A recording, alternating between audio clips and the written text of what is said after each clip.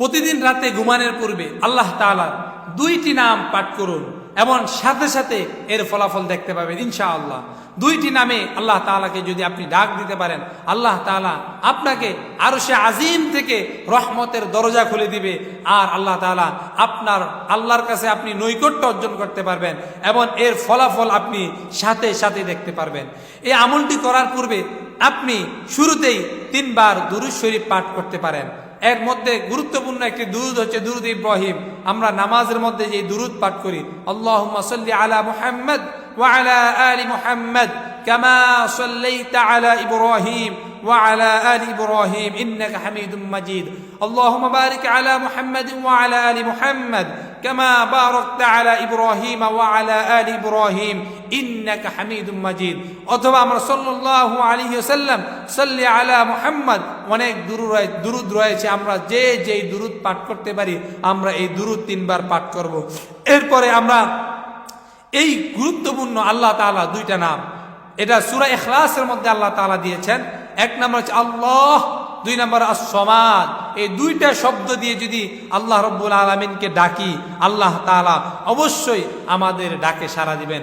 এই আয়াতটি আমরা যদি 100 বার পাঠ করি, আল্লাহুস সামাদ আল্লাহুস সামাদ আল্লাহুস সামাদ, এটা 100 বার পাঠ করব এবং সর্বশেষ আমরা গোটা সূরা ইখলাস কুল হু আল্লাহু আহাদ আল্লাহুস সামাদ লাম ইয়ালিদ ওয়া লাম ইউলাদ ওয়া লাম ইয়াকুল লাহু কুফুয়ান আহাদ, এটা যদি আমরা পাঠ করি, আমরা এই দুরূদ পাঠ এই দুইটা নাম পাঠ করার পর আল্লাহ তাআলার কাছে যা চাইবো আল্লাহ তাআলা তাই আমাদেরকে দান করবে।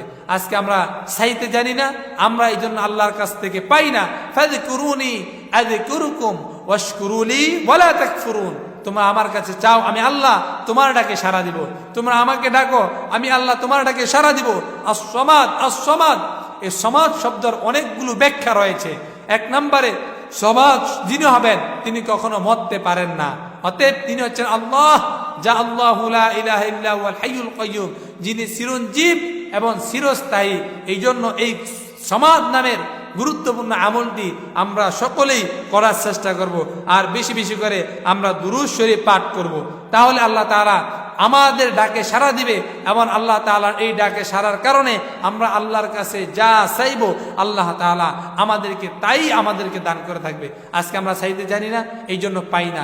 এই গুরুত্বপূর্ণ দুইটা শব্দ আল্লাহুস সামাদ আল্লাহুস সামাদ আল্লাহুস সামাদ আর সূরা ইখলাস, এই গুরুত্বপূর্ণ আমলটি করব, তাহলে আল্লাহ তাআলার কাছে আমরা এই আমলটি করার পরে যা চাইবো আল্লাহ তাআলা সাথে সাথে আমাদেরকে দিয়ে থাকবেন ইনশাআল্লাহ।